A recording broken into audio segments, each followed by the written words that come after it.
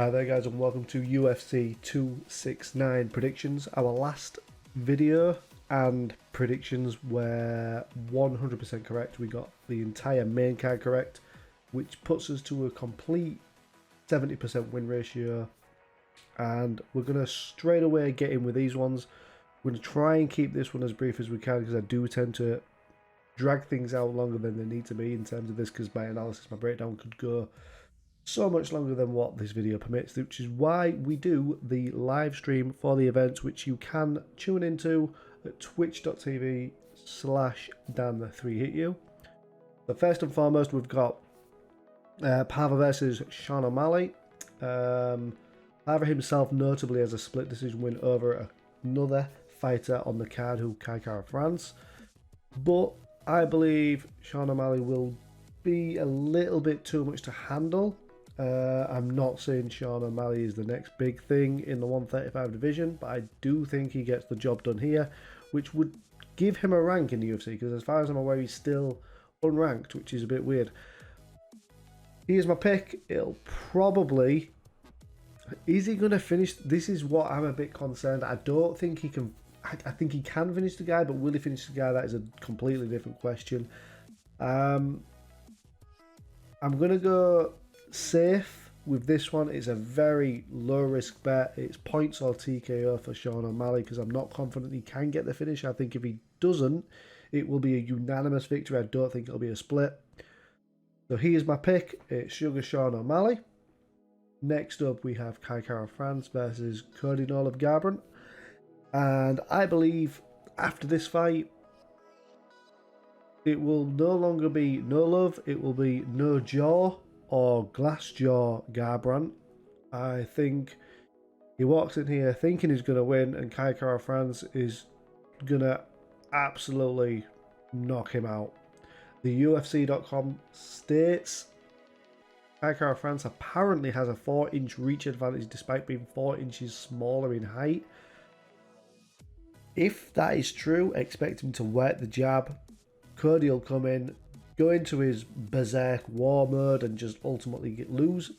I tweeted my opinion, sad truth, whatever you want to call it, on No Love Garbrandt, which basically is he was ahead of his game.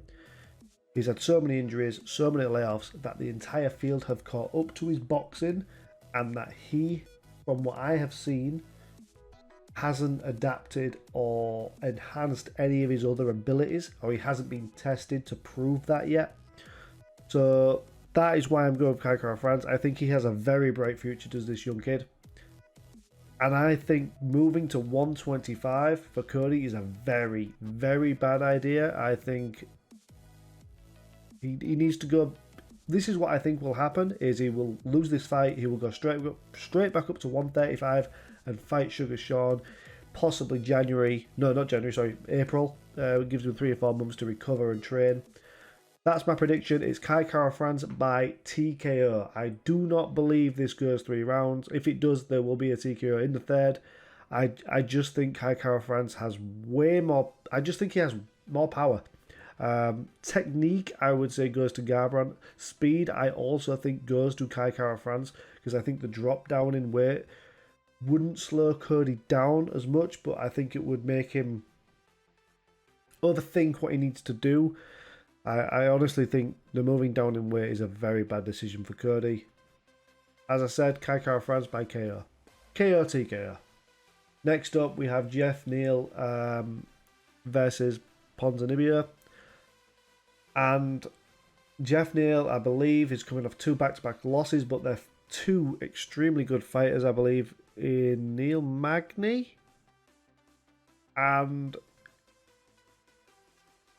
Stephen Thompson. I think I am going to have to Google that, actually, just to make sure, because I'm pretty sure it's Magny and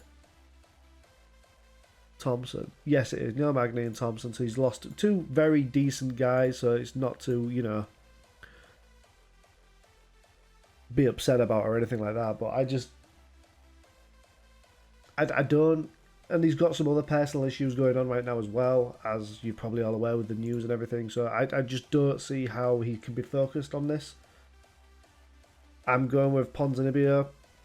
I honestly just, I don't know. I'm not sure how he's going to end the fight, if I'm honest with you. Looking through the stats and everything, you would suggest the KO, given that he's got 15 to his name. Jeff Neal, on the hand, also has 8, which is almost half the, well, over half the amount. 1 TKO loss for the Jeff Neal. 3 for Ponzinibbio, which could suspect that he gets carried away, but...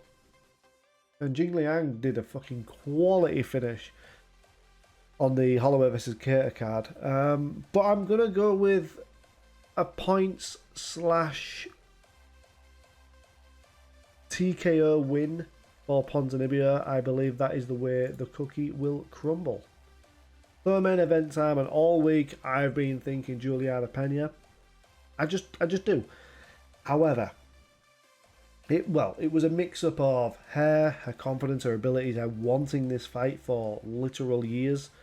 And then Amanda Nunes, I don't think has fought anyone at 135 for like 2, if not 3 years. She's now a mom. She's got other priorities in her life. She doesn't need to fight. She just does it now. She's got enough money. Is her mind at this? Until I saw the weigh-ins, which was about an hour ago, and Amanda Nunes came in underweight at 134, I believe, or 134 and a half, and she looked great. There was no gaunt in the face. She didn't look too lean. She did look lean, but not too lean, like not sucked in.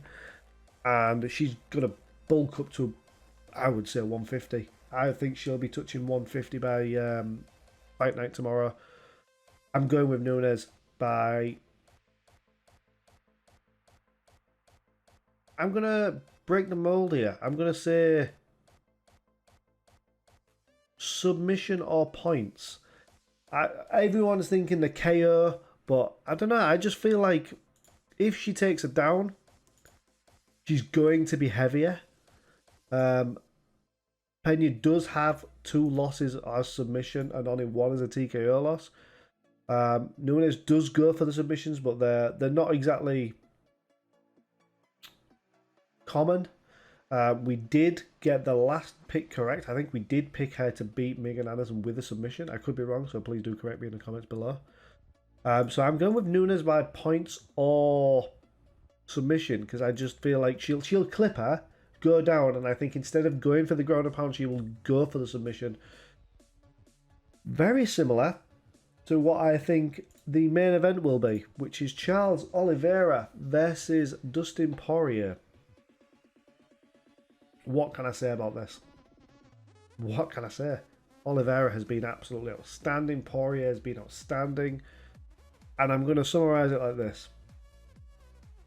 If Oliveira wins, Dustin Poirier goes to 170.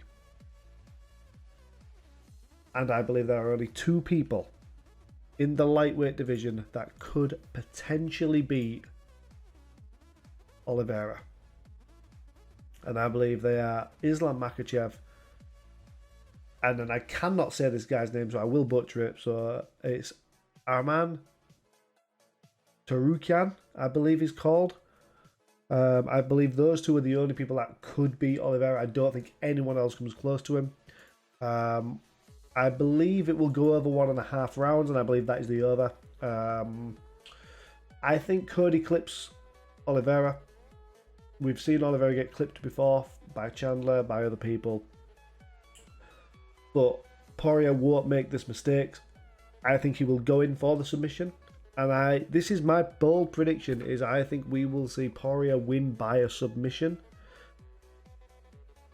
against Oliveira. I just feel the TKO is almost... Oliveira is going to be expecting that.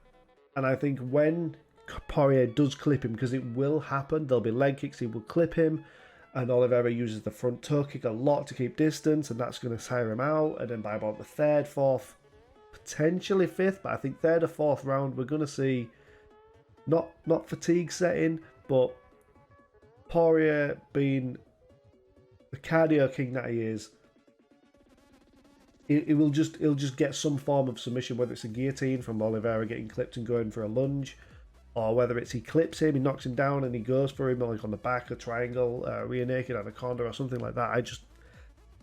I'm going for a submission victory for Dustin Poirier. That is the conclusion of my UFC 269 picks. Make sure to check out the Twitter, the Instagram, everything else. It's all /Dan3HitYou, and do not forget to watch the live stream tomorrow. We will be doing the entire card, every bet, every fight from the start of the card, including the early prelims. We're going to be doing those as well. So tune in to Dan3HitYou on Twitch. There will be a link below. There will also be some form of, I don't know, graphic on the screen. Enjoy yourself. Bet safe if you do wish to do so. Look after yourself. Stay safe. And peace.